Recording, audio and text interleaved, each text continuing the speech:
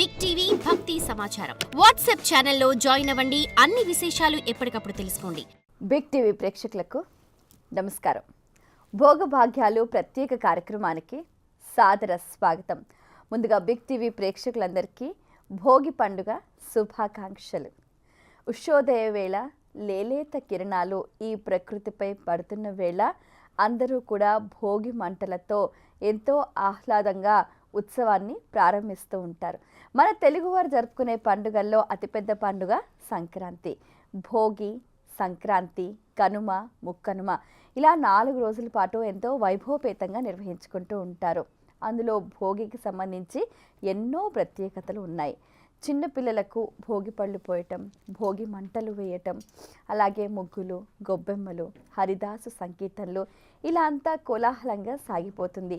ఇక గోదా కళ్యాణంతో ప్రతి ఇల్లు కూడా పెళ్లికలతో శోభిల్లుతూ ఉంటుంది. అయితే ఈసారి భోగి పండుగకు ప్రత్యేకత ఉంది. అదేంటంటే కుంభమేళ ప్రారంభం కూడా ఇదే రోజున. మరొక విశేషం ఏంటంటే ఈరోజు పుష్య పూర్ణిమ అవ్వటం, భోగి పండుగ అవ్వటం, కుంభమేళ ప్రారంభం అవ్వటం ఇలా ఇన్ని ప్రత్యేకతలు. వీటితో పాటుగా ఖగోళ పరంగా కూడా మనకు సూర్యగ్రహ సంచారం, గురుగ్రహ సంచారంలో కూడా మార్పులు జరుగుతూ ఉన్నాయి. ఇటు ఆధ్యాత్మికంగా, ఇటు వైజ్ఞానికంగా ఎటు చూసుకున్నా కూడా ఒక కొత్త శోభ అనేది సంతరించుకుంటుంది. ఈ నేపథ్యంలో ఈ పండుగ వెనుక దాగి ఉన్న అర్థాలు, పరమార్థాలు సవివరంగా శాస్త్రీయంగా తెలియచేయడానికి ప్రముఖులు మనతో పాటు ఉన్నారు. అతి చిన్న వయసు నుంచే కూడా వారు ఈ ఆధ్యాత్మిక మార్గంలో పయనించడమే కాకుండా నిత్య సాధన అనునిత్యం కూడా వారు తెలుసుకున్న ఎన్నో విషయాలను అందరికీ తెలియచేసి ప్రతి ఒక్కరిలో చైతన్యం తీసుకురావటానికి విశేషంగా కృషి చేస్తూ ఆ పరమేశ్వరుని అనుగ్రహంతో కూడా కేదార్నాథ్ క్షేత్రపాలకులుగా విరాజిల్లుతున్నారు శ్రీ శివరుద్ర సాధవ్ గారు. వారితో మాట్లాడి మరిన్ని విషయాలు వారి మాటలు తెలుసుకుందాం. ఈనాటి కార్యక్రమాన్ని ప్రారంభిద్దాం. నమస్కారం గురుగారు. నమస్కారం అమ్మా, చెప్పండి. ముందుగా మీకు భోగి పండుగ శుభాకాంక్షలు. ప్రేక్షకులందరికీ మరియు బిగ్ టీవీని అనునిత్యం ఒక రక్షక కవచంలా అందరి జీవితాల్లో మంచి జీవన అభివృద్ధి ఇచ్చి మరియు ఎక్కడ చూసినా మీ ఛానల్ మంచి పేరును, ప్రఖ్యాతిని అన్నిటికీ మించి ప్రజల మన్ననలను పొందాలని ఈ సంక్రాంతి నిజంగానే అందరికీ మంచి తరుణాన్ని తీసుకొని రావాలి. మీరు అన్నట్టుగా ఈ కుంభమేళ నిజంగానే అందరి జీవితాల్లో వివిధమైన సౌభాగ్యాలు తీసుకొచ్చి సంక్రాంతి పండుగ బహు ఉత్తమంగా చేసుకోవాలని ప్రేక్షకులందరినీ మనం మహాసంక్రాంతి శుభాకాంక్షలు చెప్తూ మీరన్న వైవిధ్యమైన విషయాలని బహు ఉత్తమముగా మనం చర్చించుకుందామమ్మా. సో ముందుగా భోగి పండుగ ప్రత్యేకతలు మీ మాటల్లో. మనకి సహజ సిద్ధంగా భోగి అనేది ఇక్కడ తెలిసిన వాళ్ళకి ఏంటంటే అమ్మ, మనకి అంటే మనం చిన్నప్పటి నుంచి చూసింది ఏంటంటే మీరు మాటల్లో చెప్పింది వివరంగా మాట్లాడితే మనందరం ఆ పాత ఇంట్లో ఉన్న కొన్ని వస్తువులు అంటే ఈ కట్టెలు పాతగా పడిపోయినవి తీసుకొచ్చి అక్కడ ఆ మంటే మనం ప్రత్యక్షంగా డిస్కస్ చేయాలి దీనికి ఏదని. దాంట్లో ఎగ్జాంపుల్ ఉంది మనకి, వెరీ చిన్న ఎగ్జాంపుల్. అవన్నీ పెట్టిన తర్వాత అక్కడ చుట్టుపక్కల వచ్చి కూర్చొని ఏం చేస్తారు, అందరూ దాని చుట్టూ ఆడుతూ ఉంటారు. ముఖ్యమైనది చలి అంటే చర్మానికి సంబంధించింది. రెండో విషయం ఏంటంటే ముగ్గులు బలంగా వేసిన తర్వాత అందులోనే కాలుస్తారు. ఇది అంటే వాకిలికి సంబంధించి కల్లాపకు సంబంధించింది. కొంతమంది 3:30కి బ్రహ్మముహూర్తంలోనే లేచి మన పెద్దవాళ్ళు చేస్తారు. ఇక్కడ రెండు తెలుసుకోవాల్సింది ఏంటంటే మనకి డిసెంబర్ తర్వాత ఈ నవంబర్ మంత్ హెవీగా చల్లగా ఉంటుంది, బాగా గమనించాల్సిన అవసరం. అంటే శరీరం చాలా చాలా చాలా చాలా అనారోగ్య స్థితిలో ఉంటుంది. ఈ భోగి రోజు కాల్చే మంటల్లో శరీరానికి సంబంధించిన కాంతి అంటే ఈ 2 నెలల్లో వచ్చిన ఏదైతే సూక్ష్మమైన క్రిములు అంటే శరీరం మీద ఉండడమో లేకపోతే శరీరానికి ఇప్పుడు శ్వాసకోశ ఇబ్బందులు ఉంటాయి ఎక్కువ శాతంగా వింటర్లో. చాలామందిని గమనించండి.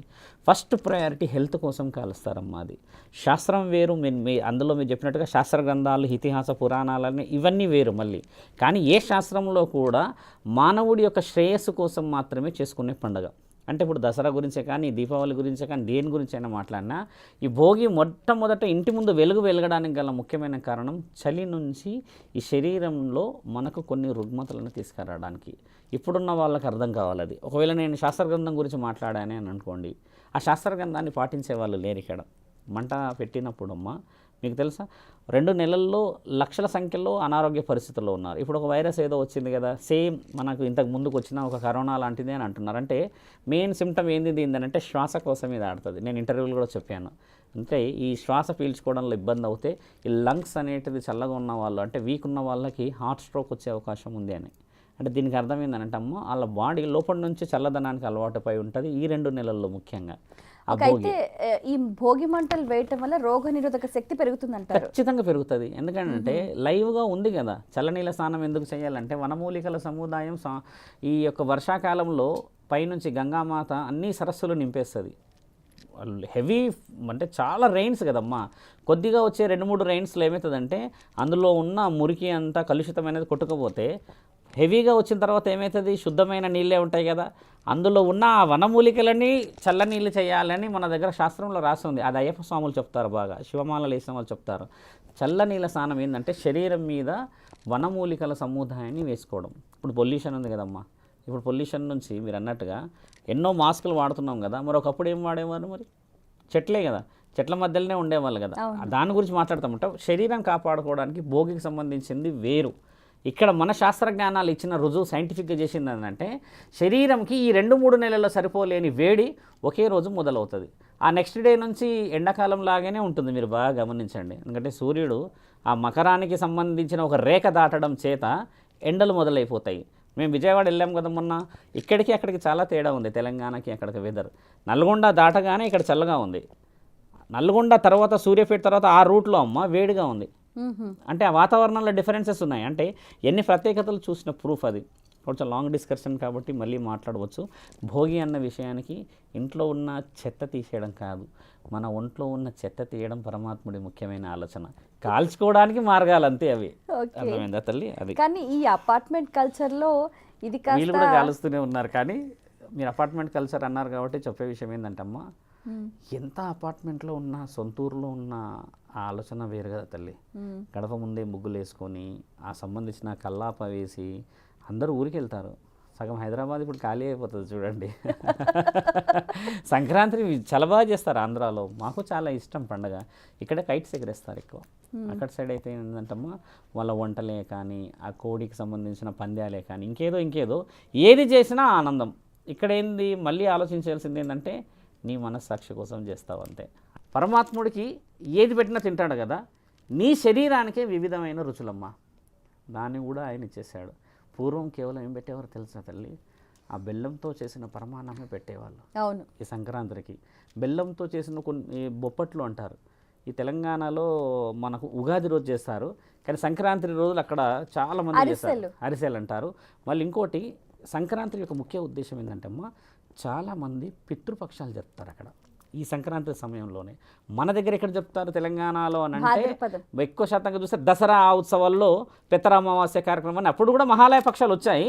కాకపోతే సంక్రాంతి సమయంలో ఈ తిరుపతి నుంచి మొదలు పెడితే నెల్లూరు, చిత్తూరు నుంచి అలా కొంచెం బార్డర్ ఆఫ్ ఆంధ్ర అక్కడ వరకు చేస్తారమ్మా. నాకు చాలామంది భక్తులు చెప్పారు ఈ మహాలయ పక్షాన్ని నేను ఇంటర్వ్యూస్ ఇచ్చేటప్పుడు, స్వామి మేము ఇప్పుడు చెయ్యం స్వామి, మీరు చెప్తే మేము ఇప్పుడు చేసేస్తాము, మేము మార్చుకోవచ్చు ఆ దసరాకి. అంటే నేను అలా చేయొద్దమ్మా, అది మీ తాతలు ముత్తాతలది, నేనేదో చెప్పగానే మీరు మారుస్తారా అని కూడా చెప్పారు. కొంతమంది ఆ విధంగా వెళ్ళడానికి కూడా పండగ విషయ వివరణమ్మా. ఇంకా చెప్పండి గురుగారు. మనం గమనిస్తే కూడా భోగి రోజున ముఖ్యంగా భోగభాగ్యాలు అని అంటూ ఉంటారు. అసలైన భోగభాగ్యాలు ఎలా లభిస్తాయి అంటారు? మంచి ప్రశ్న. చాలామంది మనల్ని వ్యతిరేకిస్తారేమో. అయితే భోగభాగ్యాలు అనేది మానవ సృష్టి. అసలైన భాగ్యమే తెలుసా తల్లి? సౌభాగ్యవతి ఆనందంగా ఉండే ఏ పండగ అయినా కూడా నిజమైన భోగి, నిజమైన భాగ్యం. ఇక్కడ అందరం కలిసి చేసుకునే పండగ ఎక్కువ శాతంగా అప్పులతోనే చేస్తారమ్మా.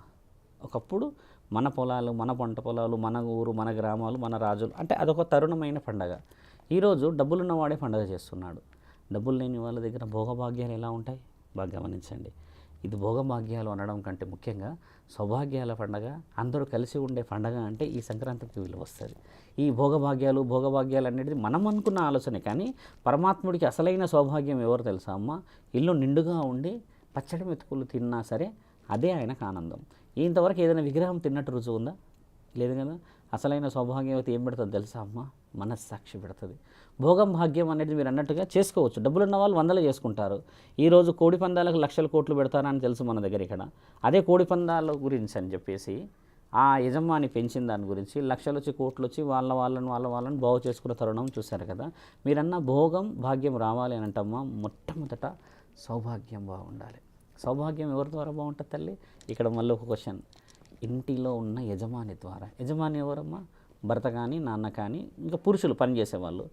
ఈ భోగం రావాలి భాగ్యం రావాలంటే మొట్టమొదటి కారణం ఏమైందంటే అమ్మ డబ్బులు ఉన్న వాళ్ళే పండుగలు బాగా చేసుకుంటున్నారు ఈ మధ్యలో.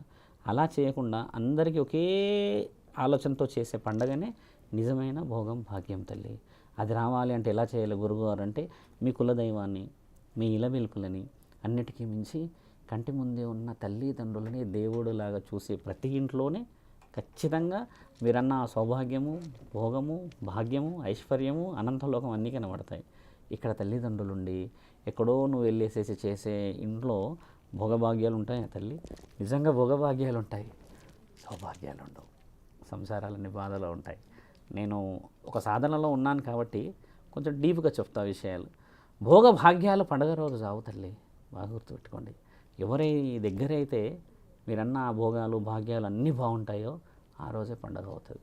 నక్షత్ర తిథులు రాసిన ఈ 13వ తారీఖు రోజు పుష్య పౌర్ణమి రోజు ఇదంతా నక్షత్రాల ఆగమనం. ఎప్పుడో ఋషి పరంపర నుంచి వచ్చిన ఇది. సంక్రాంతి ఈ రోజు నువ్వు నేను చేసుకోవట్లేదు, కొన్ని వందల సంవత్సరాల క్రితం జరిగినది. రాక్షస సంహారాలు కూడా జరిగాయి.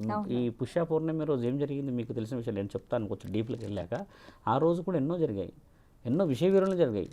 అలాంటి విషయాలన్నీ వదిలిపెట్టి ఈరోజు కేవలం పండగ అన్న వాతావరణమే మాట్లాడుతున్నాం, కానీ ఆ పండగ చరిత్ర తెలుసుకోవట్లేమమ్మా. ఆ పండుగలో కూడా గురుగారు పిండి వంటలు చేసుకోవటము, తయారవ్వడము, కొత్త బట్టలు వేసుకోవడము, నలుగురు గెట్ టుగెదర్ అయిపోయింది. హెవీగా కల్చర్. చాలామంది అరెస్ట్ అవుతారు. ఇప్పుడు మేము మొన్న విజయవాడ వెళ్తున్నప్పుడు అమ్మ ఒక 6-7 బండ్లు చూశాను. వాళ్ళ మధ్యలో ఆ కోడి పుంజు పెట్టుకొని పోతున్నారు. అంటే పందేలకు పోతున్నట్టు అనుకోండి. వాళ్ళు ఏదో రెడీ చేసుకుంటున్నారు. అంటే ఆ విధంగా ఒకప్పుడు రాజులు చేసేవాళ్ళమ్మా. ఒక రాజులు ఏం చేసేవాళ్ళంటే ప్రజలందరినీ పిలిపించి ఆనందానికి చేసేవాళ్ళు. ఈరోజు ఏమైందంటే అదే ఆనందం అనుకుంటున్నారు. అక్కడ చాలా కరెక్షన్ చాలా అవసరం. చాలామంది మనల్ని వ్యతిరేకించవచ్చు. ఒక రాజు ఏం చేసేవాడు, ఒక సభలాగా పెట్టడమో ఒక కార్యక్రమాన్ని అందరిని పిలిచి చేసినప్పుడు అక్కడ అందరూ వచ్చి దాన్ని ఆనందించి పండగలాగా చేసుకున్నప్పుడు రాజు కావాల్సిన మర్యాదలు చేసేవాడు. ఇప్పుడు ఎవరికి వాళ్ళు పందాలు పెట్టేసుకుంటున్నారే.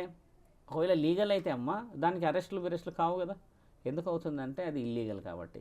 రాజు ఒకప్పుడు లీగల్గా ఎందుకు చేసిందంటే పండగ పెద్దింటివాడు కాబట్టి, ఆ రాజే మనందరికీ పెద్దవాడు కాబట్టి ఆయన సమక్షంలో జరిగేది పండగ. ఎంత తేడా ఉంది చూసారా మన దగ్గర. రాను రాను రాను ఎలా అయిపోయింది. లీగల్గా చేసేది లెక్క వేరు. ఇప్పుడు ఆ కోడి పందాలు ఎందుకు? కోడిని కోసుకొని తింటారు కదా మళ్ళీ తర్వాత. దాన్ని అయితే తీసుకెళ్ళి బంగారం పంజరంలో పెట్టరు కదమ్మా. అలాంటి వాటికి రక్తం వచ్చేదాకా చేస్తారు.